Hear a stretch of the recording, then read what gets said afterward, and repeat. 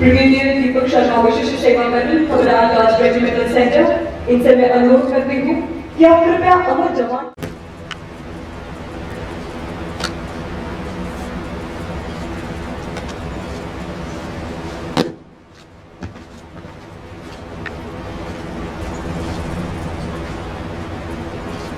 Lieutenant general Vinod खन्नारे परम विशिष्ट सेवा मेडल, अति विशिष्ट सेवा मेडल, सेना मेडल, इनसे मैं अनुरोध करती हूँ कि आप कृपया अमर जवान पर पुष्प चक्र अर्पित करें।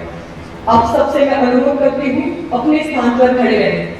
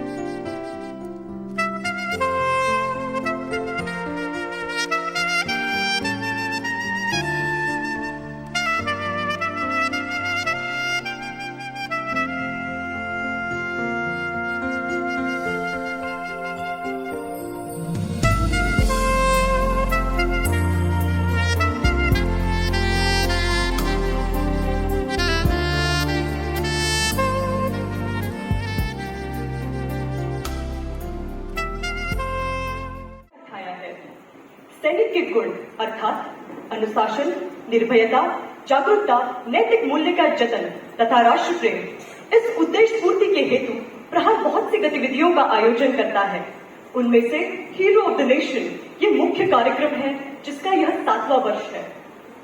सैनिक का स्मरण और सैनिक के प्रति आदर हमारे मन में हमेशा रहना चाहिए, क्योंकि आज हम उन सैनिकों के वजह से सुरक्षित हैं। राष्ट्र प्रथम यही प्रहार संस्था का मूल मंत्र है। अपने अन्य गतिविधियों के साथ प्रहार समाज जागृति संस्था उन लड़के तथा लड़कियों को प्रशिक्षण देती है जिन्हें भारतीय सेनाओं में अधिकारी पद पर कार्यरत होने की अभिलाषा होती है।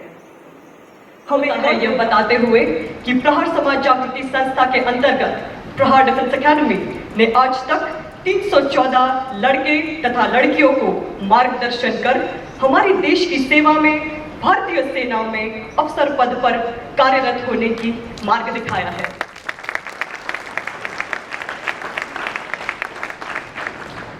वतन के संतान हैं हम, वतन के रखवाले हैं हम, वतन है हमारे लिए, वतन ही हमारे लिए सर्वोपरि है। हर त्याग धर्म करेंगे इस वतन के लिए, इसकी आबरू की रक्षा करना ही हमारा धर्म है। इस देश के लिए मर मिटने की कसम खाने वाले सैनिकों को समर्पित हमारा यह रोमांचकारी देशभक्ति से ओतप्रोत एक नृत्य आपके सामने प्रहार डिफेंस अकेडमी के प्रहारी प्रस्तुत कर रहे हैं।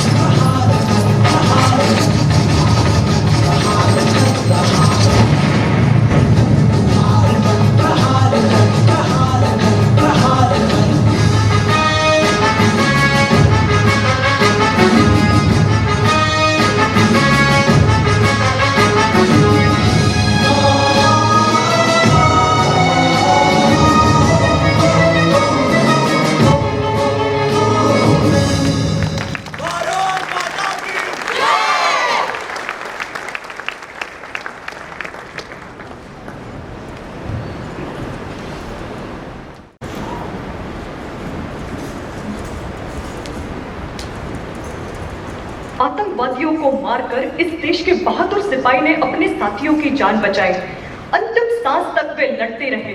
इनके कण कण में राष्ट्र ही समाया था।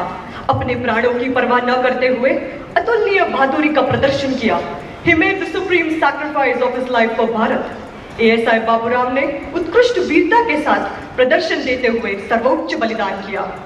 आइए देखते हैं ASI बाबूराम अशोक चक्र, इन पर बनी प्रहार समाज जागृति संस्था ने बनाई हुई एक डॉक्यूमेंट्री।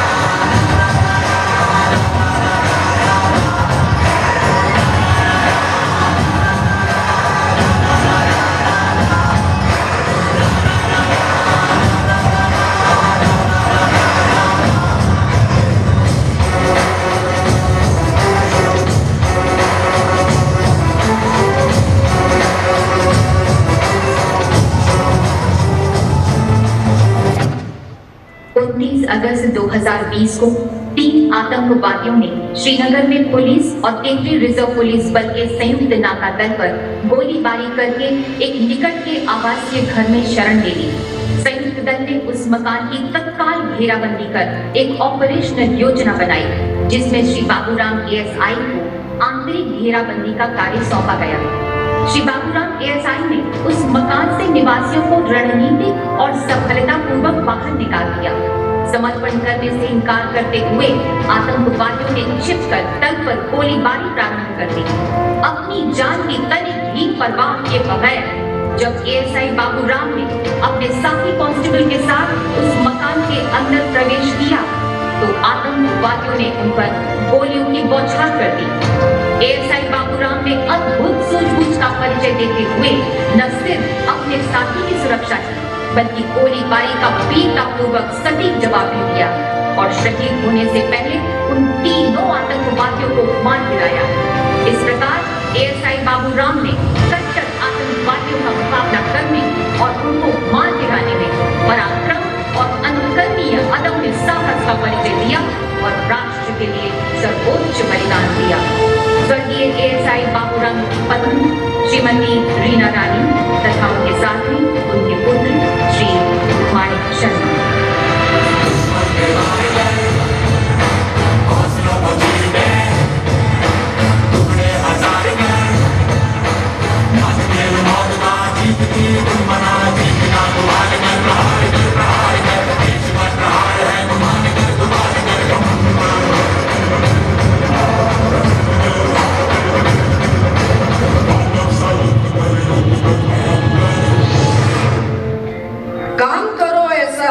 कि पहचान बन जाए, चलो ऐसे कि निशान बन जाए।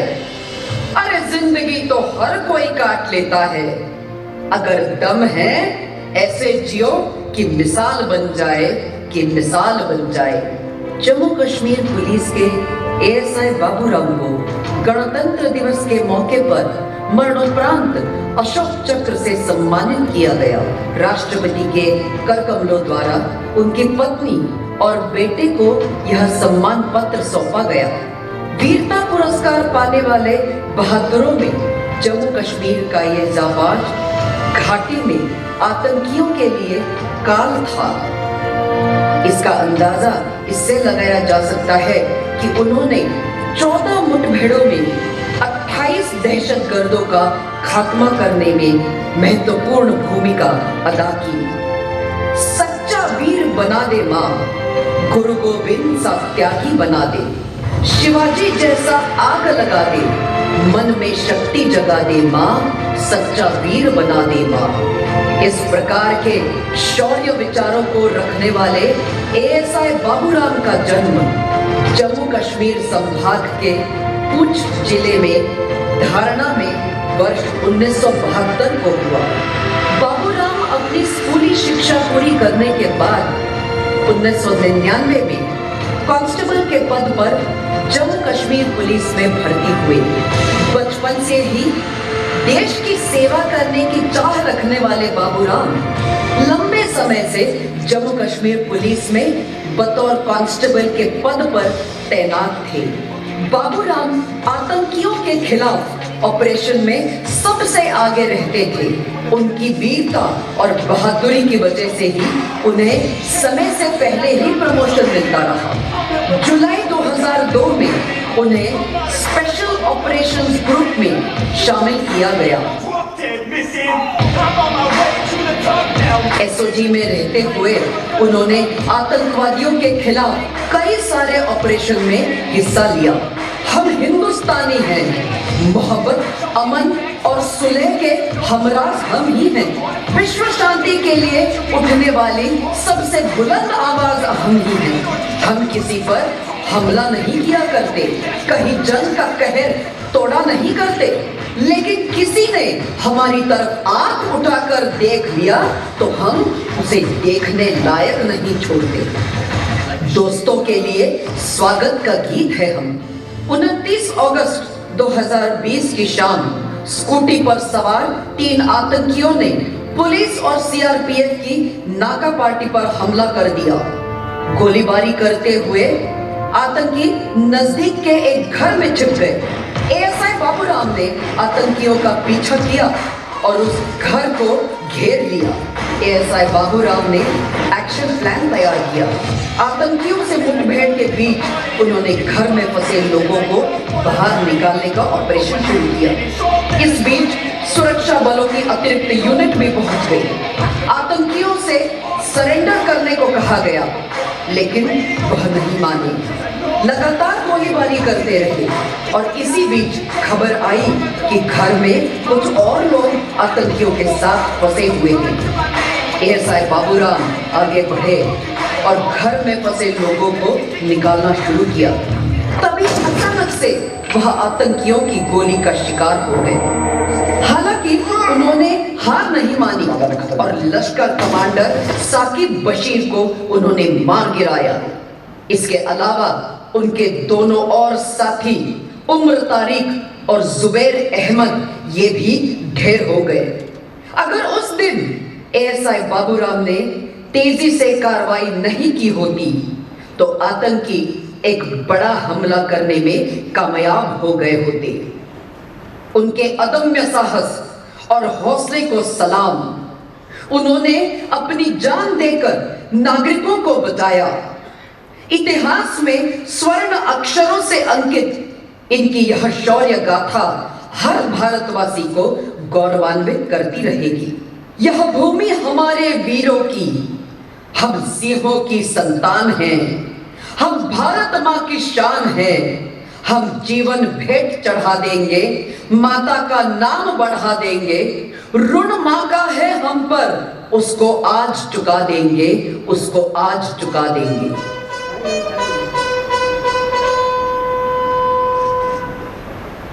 खुश नसीब है वो जो वतन पर मिट जाते हैं, मरकर भी वह अमर हो जाते हैं। करते हैं तुम्हें सलाम ए वतन पर मिटने वालों, तुम्हारी हर सांस में बसता तिरंगे का नसीब है।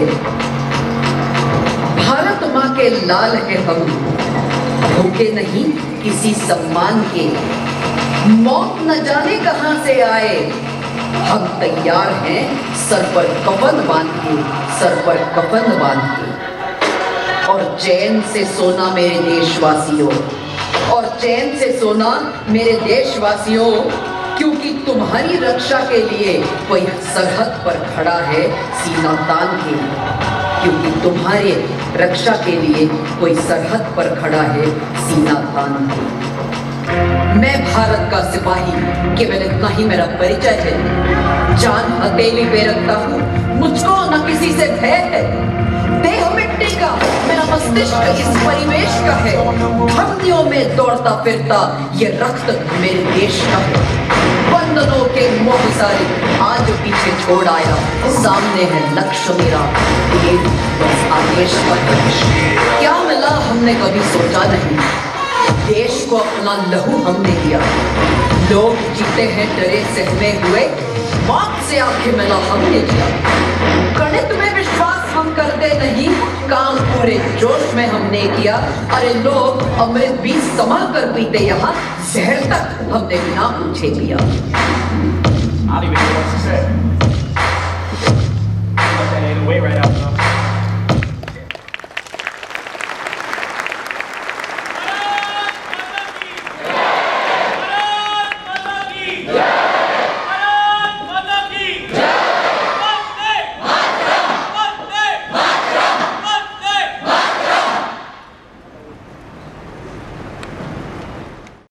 बुलाकर संघर्ष की सारी व्यथाएं, लिखी तुमने शौर्य की नूतन कथाएं। तुम चले तो चले कितनी प्रार्थनाएं, तुम गिरे तो रो पड़ी सारी दिशाएं। विदा तुमको दे रहे धरती गगन, राष्ट्र की प्रहरी तुम्हें शत शत नमन, राष्ट्र की प्रहरी तुम्हें शत शत नमन। हमारे कार्यक्रम के अध्यक्ष ब्रिगेडियर दीपक शर्मा विशिष्ट सेवा मडल, वीर नारी श्रीमती रीना रानी, कार्यक्रम के प्रमुख अतिथि लेफ्टिनेंट जनरल विनोद खंडारे, परम विशिष्ट सेवा मेडल, अति विशिष्ट सेवा मेडल, सेना मेडल तथा प्रहर समाज जागृति संस्था की अध्यक्षा श्रीमती शमा देशपांडे, इनसे मैं अनुरोध करती हूँ कि कृपया मंच पर आए और अपना स्थान ग्रहण करें।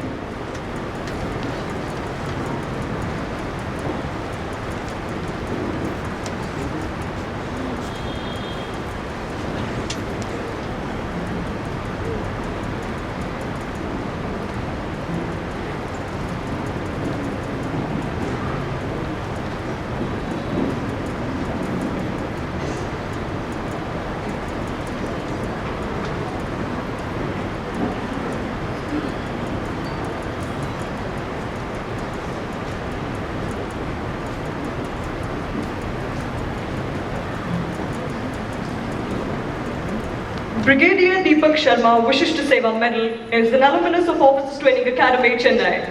The officer was commissioned in the Brigade of the Guards on 25th August 1990. The officer is a graduate of the Defence Services Staff College, Wellington, and MPhil in Defence and Strategic Studies from Osmania University, Hyderabad in 2012. He attended the Higher Air Command course. During his illustrious career spanning over 3 decades, the officer has tenanted various important command and staff appointments in counterinsurgency operations and the deserts. He was the commanding officer of 21 Rashtriya Rifle Battalion in counterinsurgency operations. The officer has been Colonel GS Headquarter Bengal Area, Colonel Q Headquarter 1 Corps, Deputy Commander 8 Infantry Brigade, commanded 74 Infantry Brigade and been the Deputy GOC of 1 Armed Division. For his outstanding service in counterinsurgency operations, the officer was awarded Vishisht Seva Medal in 2011. And for his distinguished service, the officer was awarded GOC NC Commendation Card, Western Command in 2012 and Southwestern Command in 2015 respectively. The officer is married to Dr. Ritu Sharma, PhD. The officer assumed the appointment of the Commandant, Brigade of the Guards, Regimental Center in December 2019. Now, I request Srimati Shama Deshpande, President Prahar Samaj Jagriti Sanstha, to welcome Brigadier Deepak Sharma, Vishisht Seva Medal with a bouquet and a memento.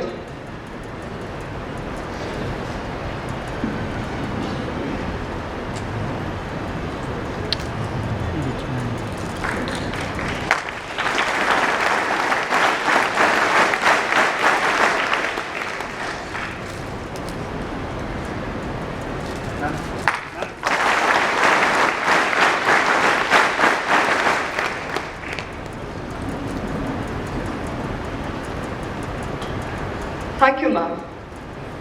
Lieutenant General Vinod Khandare, Param Vishisht Seva Medal, Ati Vishisht Seva Medal, Sena Medal is an alumnus of Officers Training Academy, Chennai. He was commissioned into 14 Garhwal Rifles of the Indian Army as a part of the SS-28 course of the Officers Training Academy, Chennai in September 1979. Lieutenant General Khandare served in the Indian Army for nearly 4 decades. As an officer of the infantry, he was involved in operational tasks in various sectors of Siachen, Jammu and Kashmir, Sikkim, as well as the Northeast region. He commanded a brigade with an operational role on the northeastern border of India.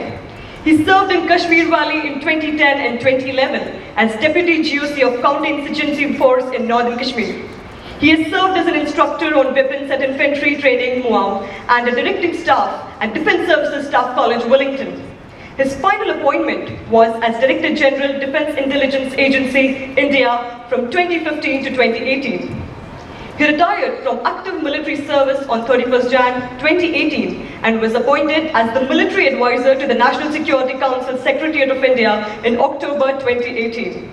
In September 2021, he led an Indian defence delegation to Nigeria with the aim of enhancing defence cooperation avenues with Nigerian defence establishments. For his exemplary service and commitment, the officer was awarded the United Nations Medal in 1993, Sena Medal Gallantry in 2002, Chief of Army Staff Commendation Card in 2012, Ati Vishishta Seva Medal in 2015, and Param Vishishta Seva Medal in 2017.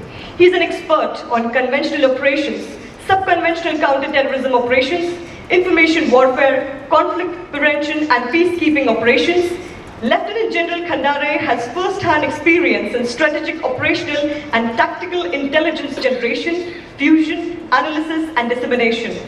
He is a keen analyst of international world order, comprehensive national security, defense and governance sector.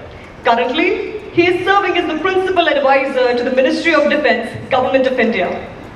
Now, I request Srimati Shama Deshpande, President Prahar Samaj Jagriti Sanstha, to welcome Lieutenant General Vinod Khandare, Param Vishishta Seva Medal, Ati Vishishta Seva Medal, Sena Medal with a bouquet and a memento.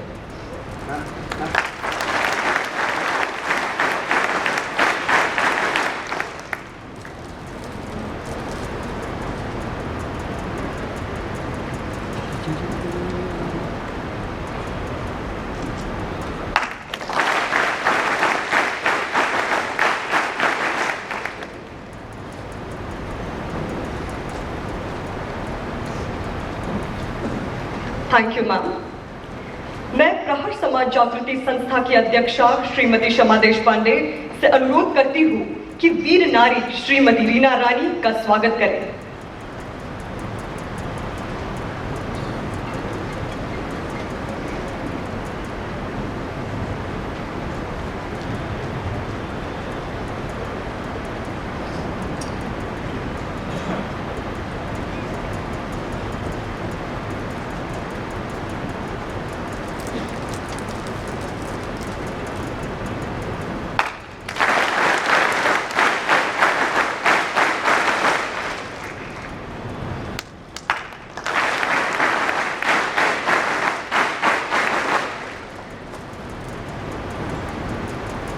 धन्यवाद ma'am. मंच पर विराजमान सभी अतिथियों से मैं अनुरोध करती हूं कि assistant sub inspector Baburam Ashok चक्र मरणोपरांत की वीर पत्नी श्रीमती रीना रानी का अशोक स्तंभ देकर सम्मान करें।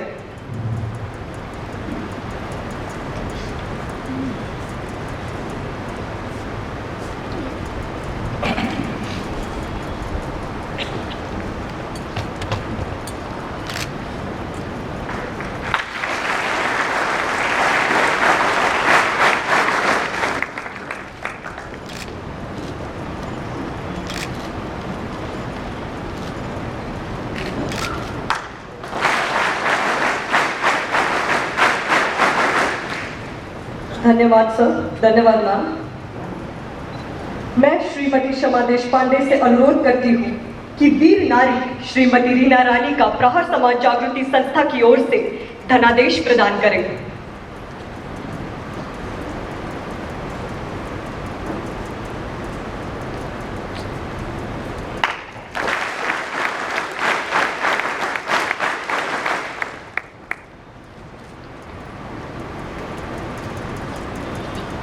धन्यवाद मैम। मैं आपसे पुनः अनुरोध करती हूँ कि special operation group Jammu and Kashmir police के प्रतिनिधि अमित शर्मा इनको प्रहर का स्मृति चिन्ह प्रदान करें।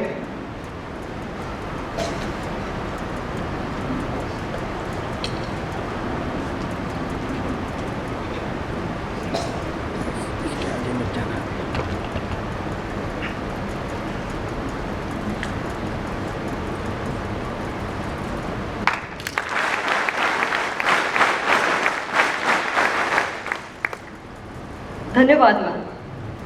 There is a saying in English, behind every successful man there is a woman. We would also like to felicitate and welcome Mrs. Khandare, the better half of our chief guest, Lieutenant General Khandare. I would like to request Flight Lieutenant Shivali Deshpande, Founded Trustees Prahar Samaj Jagriti Sanstha, to welcome Mrs. Khandare.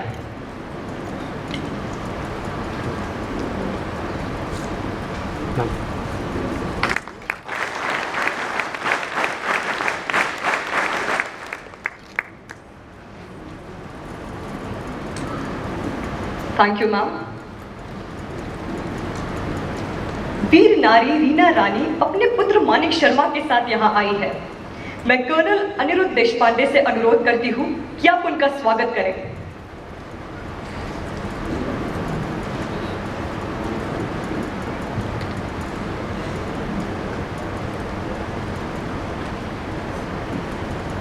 Sir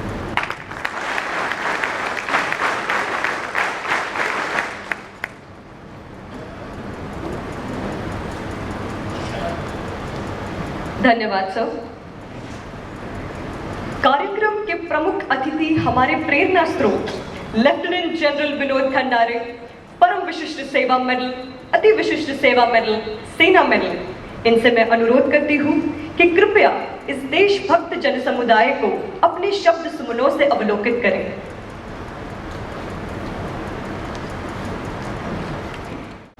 जय हिंद. मुझे यहाँ पर आमंत्रित करके जो मेरा और मेरे परिवार का सम्मान बढ़ाया गया है प्रहार परिवार की तरफ से, मैं श्रीमती शमा देशपांडे और फ्लाइट लेफ्टिनेंट शिवाली देशपांडे का बहुत आभारी हूँ. उसके अलावा जो प्रमुख अतिथि हैं मंच पर और पहली कुछ पंक्तियों में, उनका भी मैं आभार व्यक्त करना चाहता हूँ. विशेषकर मेरे पूरे करियर में बहुत बड़ा योगदान रहा है जो महान व्यक्ति आज पहली पंक्ति में हैं. मिसेस मंजू थोड़गे, जनरल थोड़गे मेरे बड़े भाई जैसे थे और मिसेस थोड़गे मेरी भाभी जैसी हैं, और उन्होंने आके मेरा सम्मान बढ़ाया है. जस्टिस सिरपुरकर, वहिनी सिरपुरकर, आपका यहाँ होना हमारे लिए एक बहुत बड़ी सम्मान की बात है. मैं सबका तो नाम नहीं ले पाऊँगा क्योंकि समय की कमी की वजह से, लेकिन वापस मुद्दे पे आता हूँ कि ये जो फंक्शन है, जो समारोह है, ये सम्मान हम कर रहे हैं एक ऐसे पराक्रमी का, एएसआई बाबूराम, जिनको अशोक चक्र से सम्मानित किया गया. राष्ट्रपति स्वयं उठ के आए और रीना देवी और उनके पुत्र दोनों को स्वयं राष्ट्रपति के हाथों से ये पुरस्कार मिलना एक बहुत बड़े सम्मान की बात है. लेकिन उससे ज़्यादा सम्मान की बात इस देश के लिए है कि एएसआई बाबूराम जैसा एक महान पुलिसकर्मी जम्मू कश्मीर में उसने अपने सबसे कीमती चीज दांव पे लगाई, वो थी उनकी जान. आमतौर पे अशोक चक्र मिलना तो दूर, लोगों को अशोक चक्र दिखता भी नहीं है. इसलिए जितने भी लोग इस सभागृह में हैं, आप ये मान के चलिए कि ये आपका सौभाग्य है कि अशोक चक्र से सम्मानित व्यक्ति के परिवार से आप मिल रहे हैं. जो हम लोग वर्दी में रहे हैं और उसमें खास तौर पे ब्रिगेडियर दीपक शर्मा हैं यहाँ पे, हम दोनों ने भी साथ में नौकरी की है और कश्मीर में, नॉर्थ कश्मीर में हमने साथ में नौकरी की है और ऐसी ऐसी परिस्थितियों में नौकरी की है, अगर वो बताने लगे तो शायद समय कम पड़ जाएगा. लेकिन जो अभी डॉक्यूमेंट्री चली थी, डॉक्यूमेंट्री शायद अशोक चक्र विजेता बाबूराम जी का जो जीवन है उसका शायद 100th पार्ट भी नहीं दिखा पाया होगा। उन्होंने इतने पराक्रम किए, उन्होंने इतनी कार्रवाइयाँ की कि ये एक डॉक्यूमेंट्री सिर्फ उसकी एक छोटी सी झलक है, माइक्रोस्कोपिक व्यू है, लेकिन उससे ज़्यादा ये अनुभव करने के लिए वर्दी पहननी पड़ती है। उन ठिकानों पे जाके नौकरी करनी पड़ती है जहाँ पे देश डिमांड करता है कि आप जाके वहाँ पे नौकरी करें और देश की सुरक्षा, देश के नागरिकों की सुरक्षा और देश की भविष्य की सुरक्षा आप करें।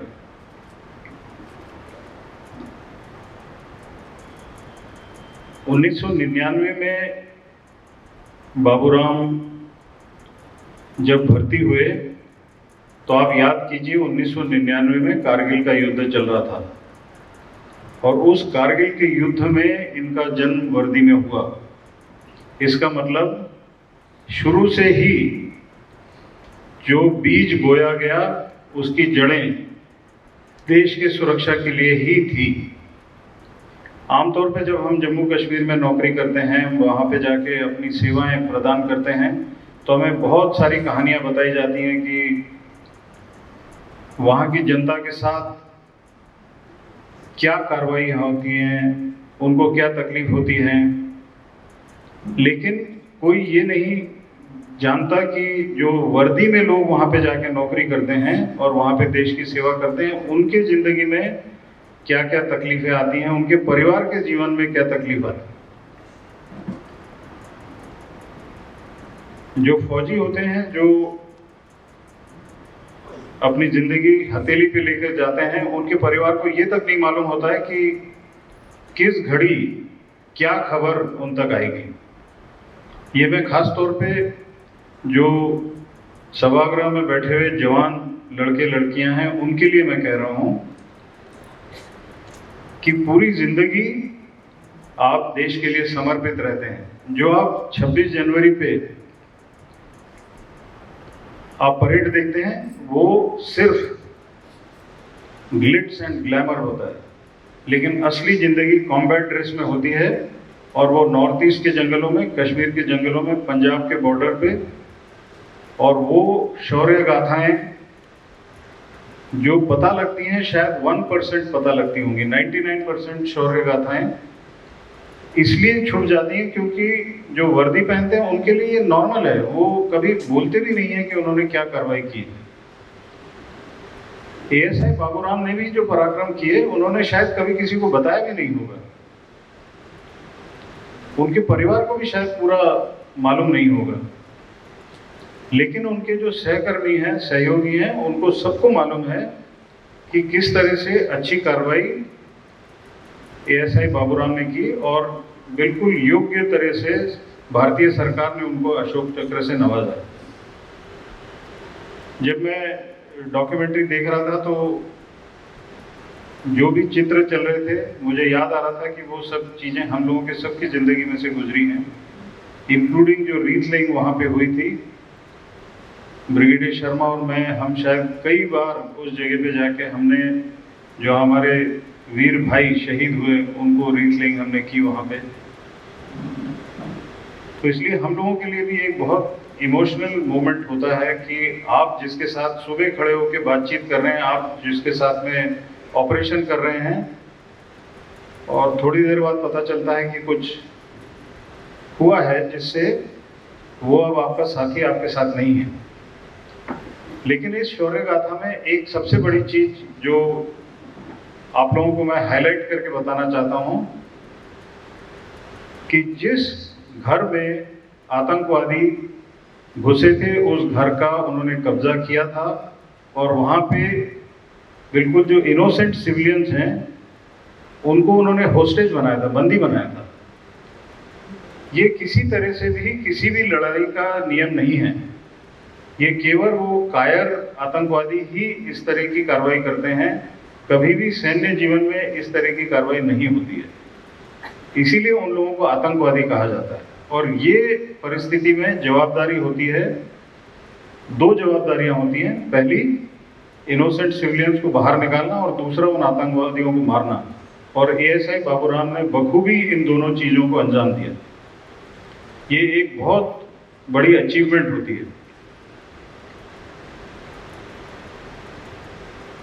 एएसआई बाबूराम स्वयं पुंछ के रहने वाले हैं, तो इसका मतलब उनका बचपन भी उस पूरी मतलब जब से उन्होंने होश संभाला होगा उन्होंने यही कार्रवाई तकरीबन 1989, 1991 से कश्मीर की हालत इस तरह से हुई है जिसमें आतंकवादी सीमा पार से आते हैं, गांव में डराते हैं, धमकाते हैं, मजबूर करते हैं वहाँ के सिविलियंस को उनकी मदद करने के लिए।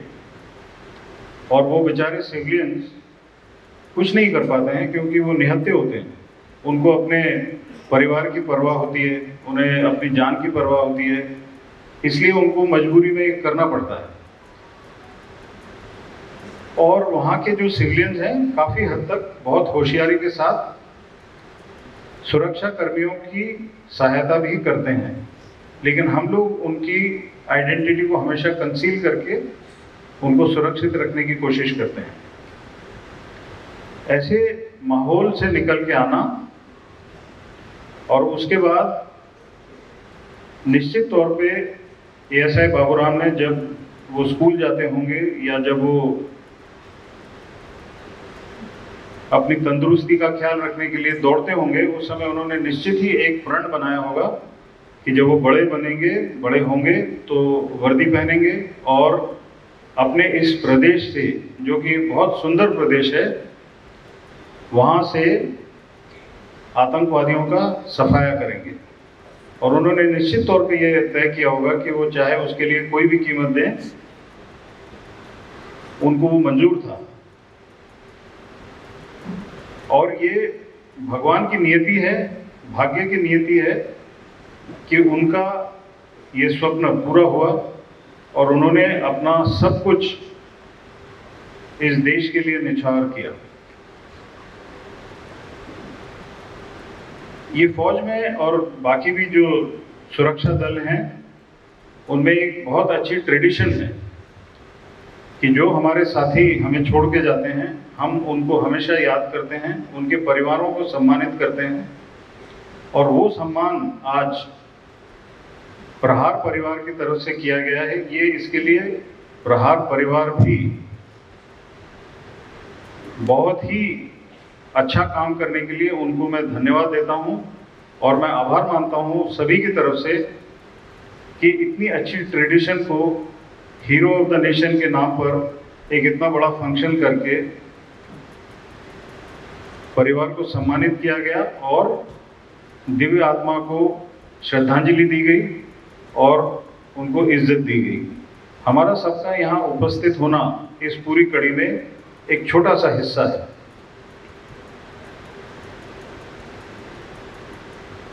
कुछ चीज़ें मैंने यहाँ पे अनुभव की हैं। जिस तरह से प्रहार संस्था चल रही है, मैं इस संस्था में शायद आज दूसरी बार आया हूँ। पहली बार आया था तो मैंने बच्चों से बात की थी और आपने सुना किस तरह से बच्चों को ट्रेनिंग दी जाती है और उन्हें आगे देश की सुरक्षा के लिए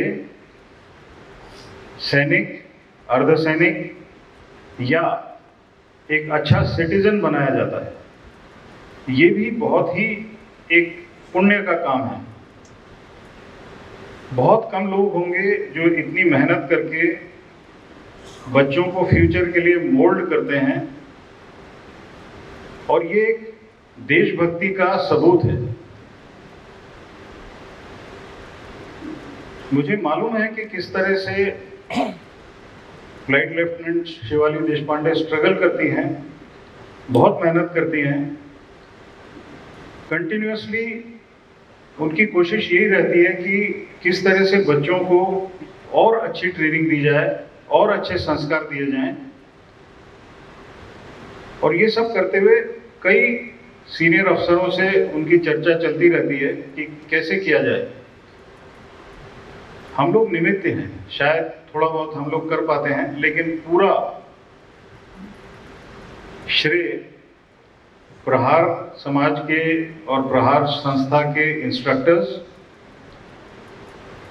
शिवाली देशपांडे जी, उनकी मदर और उनको आशीर्वाद देने यहाँ पे इस हॉल में आए हुए आप सभी का बहुत बहुत आभार।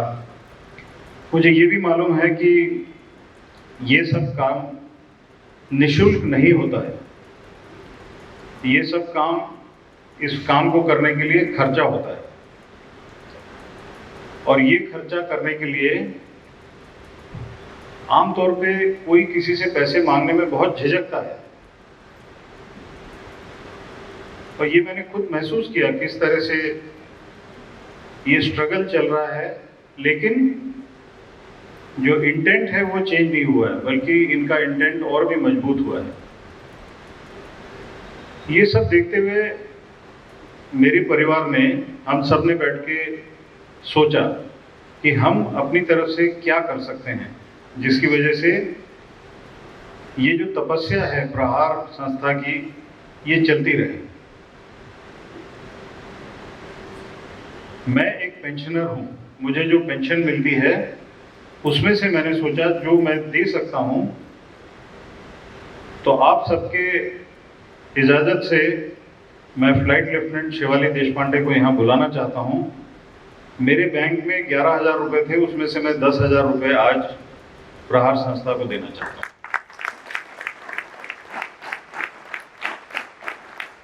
और मेरा एक अनुरोध है आप सबसे, शायद ये मेरा अधिकार नहीं है, लेकिन फिर भी एक रिक्वेस्ट एक नागरिक के तौर पे, कि अगर हमें अपने देश को मजबूत करना है, जो कि हमें करना है, हमारी संस्कृति को और मजबूत करना है, तो हमें निश्चित तौर पे ऐसी अच्छी संस्थाओं को और मदद करना चाहिए और मजबूत करना चाहिए। कैसे करना चाहिए मुझे नहीं मालूम, मैं क्या कर सकता हूँ ये मैंने आपको बता दिया। मैं request Shivali, please come.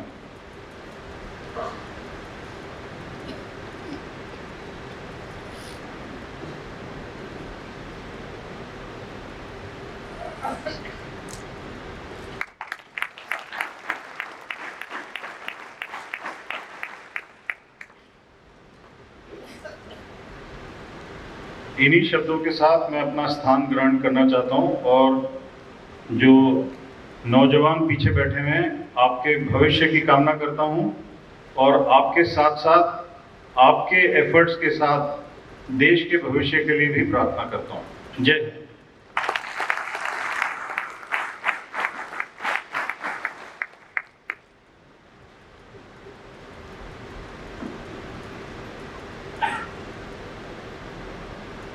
Thank you, sir. We are very honored and blessed to listen to Lieutenant General Vinod Khandale, Param Vishishta Seva Medal, Ati Vishishta Seva Medal, Sena Medal. A guest lecture of him that will be tomorrow, 2nd of October, on comprehensive national security at Chitnivis Center, Nagpur. अब मैं प्रहार समाज जागृति संस्था की संस्थापक विश्वस्त flight lieutenant Shivali Deshpande से अनुरोध करती हूं कि आभार प्रदर्शन के लिए मंच पर आए।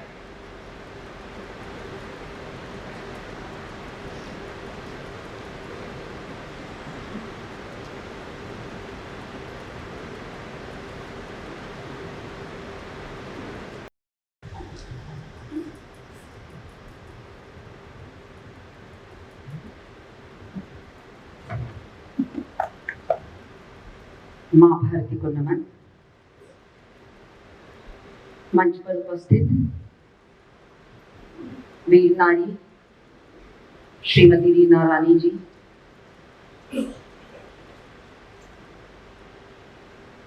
Brigadier Deepak Sharma, commandant guard regimental centre, तथा जनरल खंडारे, श्रीमती शमा देशपांडे, यहाँ पर मेरे सामने उपस्थित इस कार्यक्रम को देखने के लिए आए हुए सारे ऑफिसर्स, एनसीसी कैडेट्स, सारे एक सर्विसमैन, देशभक्त नागरिक, आप सबको जय हिंद।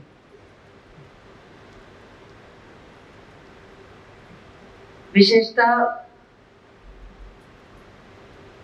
आभार प्रदर्शन का जो काम होता है वो थोड़ा सा मुश्किल ही होता है, क्योंकि ऐसे कार्यक्रम का अंत हो ये हम किसी की इच्छा नहीं होती है।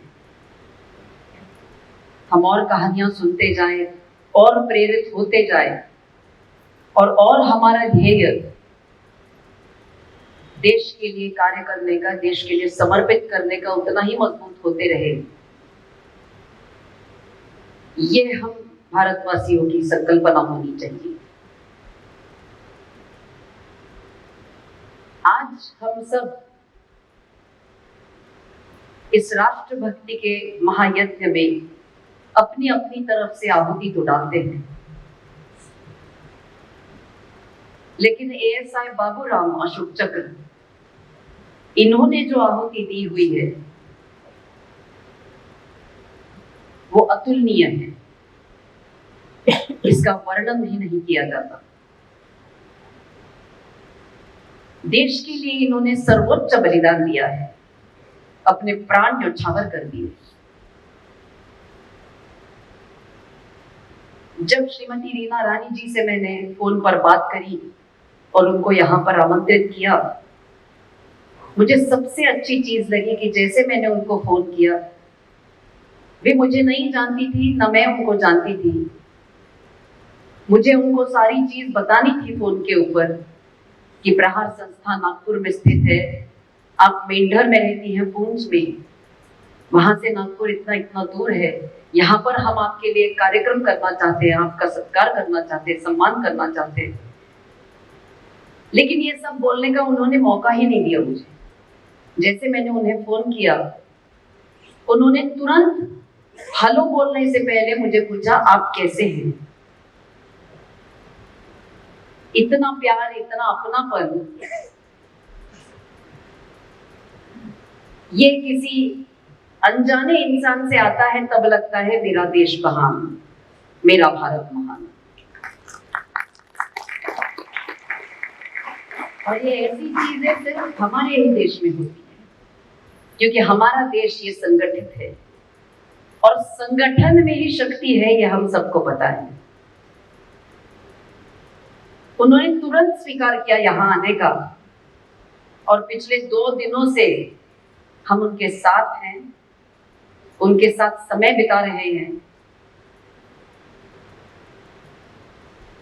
ये यहाँ पर मैंने उल्लेख जरूर करना चाहिए कि उनका जो सुपुत्र है मानिक शर्मा, महज 17 साल का है और 2 महीने के बाद वो भी जम्मू कश्मीर पुलिस में भर्ती होने वाला है।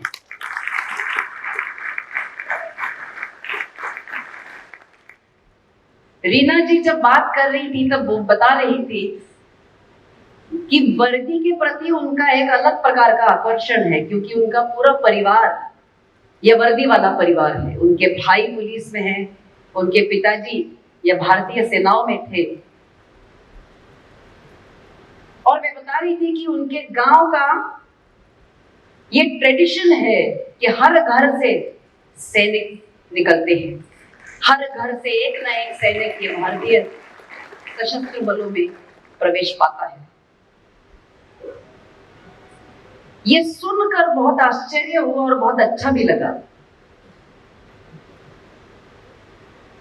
कि इतना छोटा सा गांव और वहां पर इतनी ज्यादा देशभक्ति, ये सिर्फ और सिर्फ हमारे ही देश में हो सकता है। और इसीलिए नागपुर में ये इनका कार्यक्रम आयोजित किया है। मैंने उनसे पूछा कि क्या आप जम्मू से बाहर आई हैं सिवाय दिल्ली के, तो नागपुर ये कहाँ है, यहां से उनकी शुरुआत करनी पड़ी थी। हमारे देश के मध्य भाग में है और नागपुर में इतनी ज्यादा जन जागृति हो एक सैनिक के प्रति, सच्चे देशभक्त के प्रति,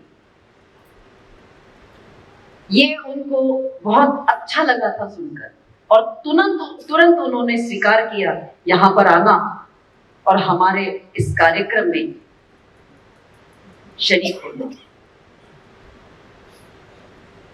श्रीमती रीना जी, समस्त प्रहार परिवार की तरफ से और नागपुर वासियों की तरफ से आपका बहुत बहुत धन्यवाद। हाथ जोड़कर आपके इस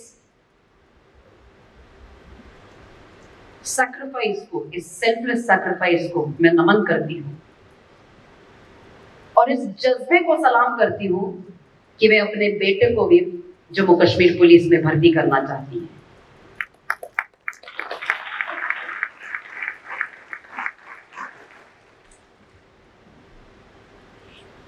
गार्ड्स रेजिमेंटल सेंटर के commandant brigadier Deepak Sharma BSF,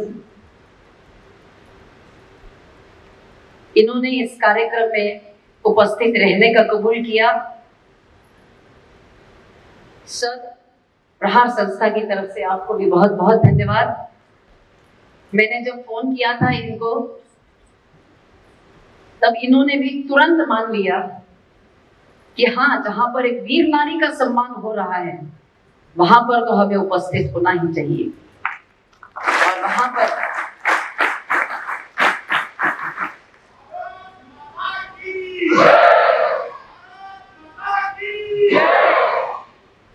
और वहां पर उपस्थित होकर एक सच्चे सैनिक को भी अच्छा लगेगा। Sir, grateful team.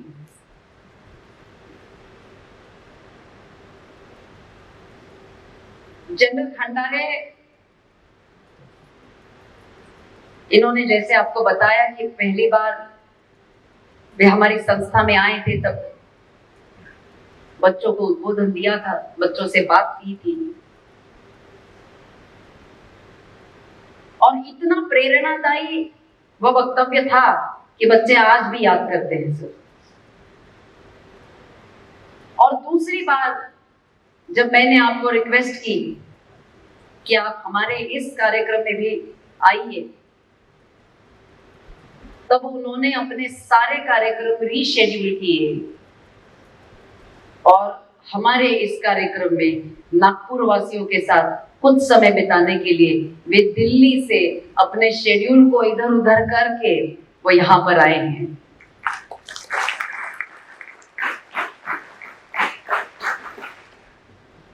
स्वर्गीय कर्नल सुनील देशपांडे, इनका स्वर्गवास 2018 में हुआ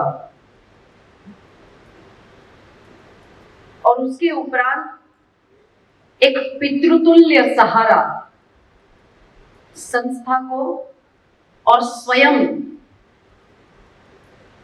मुझे और हमारे पूरे प्रहार परिवार को उन्होंने दिया है।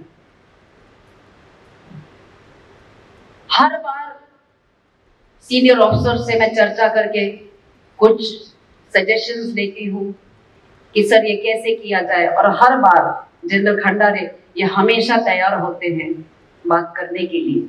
उनके व्यस्त जीवन से वे समय जरूर निकालते हैं क्योंकि उनका ये मानना है कि character building of the youth can only achieve in the nation building of this great country called Bharat.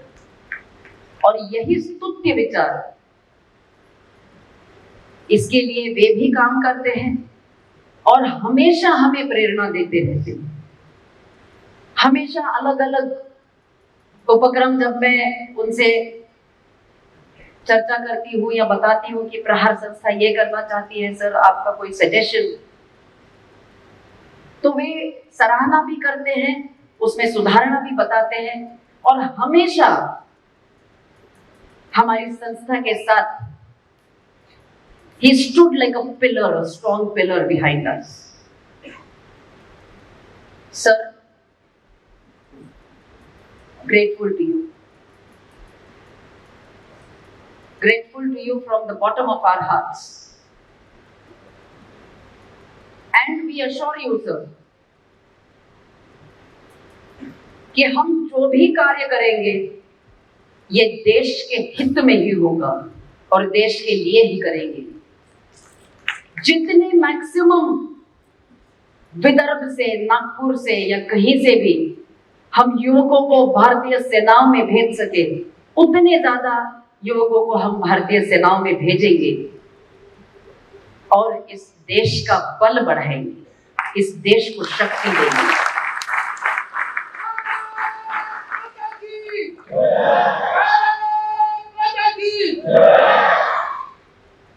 यह महर्षि व्यास सभागृह हर साल जब भी हमारा कार्यक्रम हीरो ऑफ द नेशन होता है, हमें उपलब्ध कराने के लिए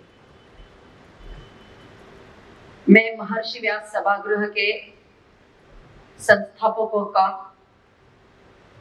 बहुत बहुत धन्यवाद करना चाहती हूँ। हर सहायता, हर बार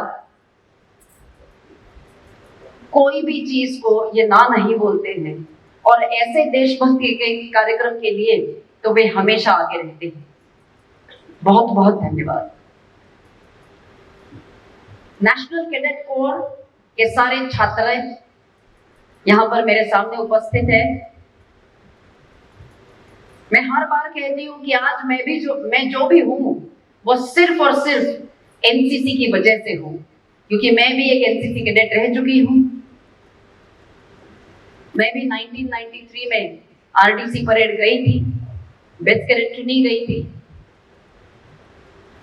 और मेरी जो पूरी पर्सनालिटी डेवलप की हुई है वो सारी एनसीसी ने। एनसीसी के ग्रुप कमांडर और सारे यूनिट्स के कमांडिंग ऑफिसर्स, इनको भी बहुत बहुत धन्यवाद कि आपने अपने एनसीसी कैडेट्स को यहाँ पर भेजा। जनरल खंडारे का इतना प्रेरणादायी उद्बोधन सुनने के लिए। CPN Berar education society, new English high school, इनका भी बहुत बहुत धन्यवाद कि आपने हमें यहाँ पर रेशिमबाग में पार्किंग की जगह उपलब्ध करवा कर दी। यहाँ पर इतनी ज्यादा तादाद में मौजूद प्रेस और इलेक्ट्रॉनिक मीडिया, इनको हम कैसे भूल सकते हैं। प्रहार की विचारधारा जब से प्रहार संस्था की स्थापना हुई है 1994 में, तब से लेकर आज तक समाज में ये विचारधारा फैले, और ये विचारधारा इस प्रकार समाज में जाए कि लोगों को प्रहार का काम अच्छे ढंग से समझ में आ जाए। इसके लिए प्रिंट और इलेक्ट्रॉनिक मीडिया ने बहुत हमारा सहारा किया है, बहुत सहायता दी है, हमेशा हमारे साथ खड़े रहे हैं और बहुत अच्छा हमें कवरेज दिया है। इसके लिए प्रिंट और इलेक्ट्रॉनिक मीडिया का भी बहुत बहुत धन्यवाद।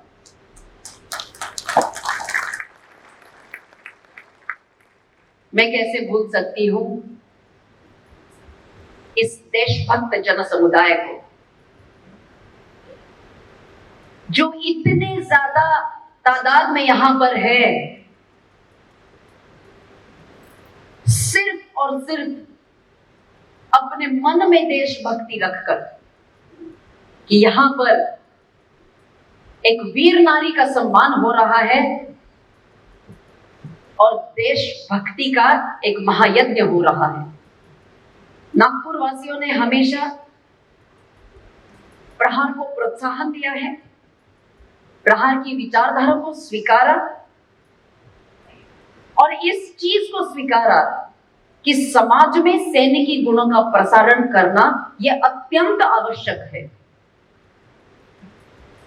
क्योंकि समाज को बल देने के लिए समाज में अनुशासन, निर्भयता, जागरूकता, नैतिक मूल्यों का पालन तथा राष्ट्र प्रेम, ये गुण होना आवश्यक है।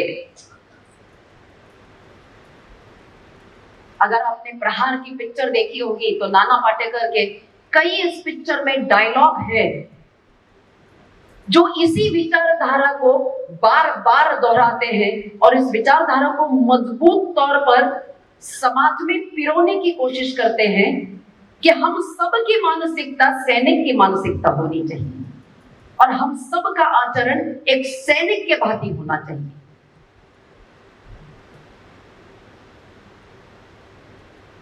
अंत में आप सबका बहुत बहुत धन्यवाद कि यहां पर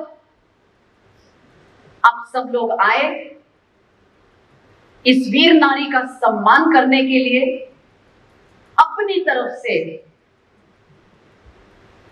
इस वीर नारी के प्रति कृतज्ञता अर्पण करने के लिए। अंत में कुछ 4 शब्द कहना चाहूंगी। हर तरफ षड्यंत्रों का अनगिनत तूफान है, बह रही पागल हवाएं, किंतु हम चट्टान हैं। हम नहीं भयभीत होते समर में, संग्राम में, प्राण की बाजी लगाते देश के हर काम में। अनय अत्याचारों के सम्मुख कभी झुकते नहीं, राह हो अंगार की पर हम कभी रुकते नहीं।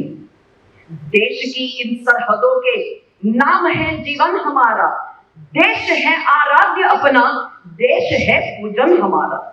देश की महिमा सुनाते गीत सारे आरती के, बढ़ रहे हैं हम सारे सिर उठाए पूत भारत भारती की।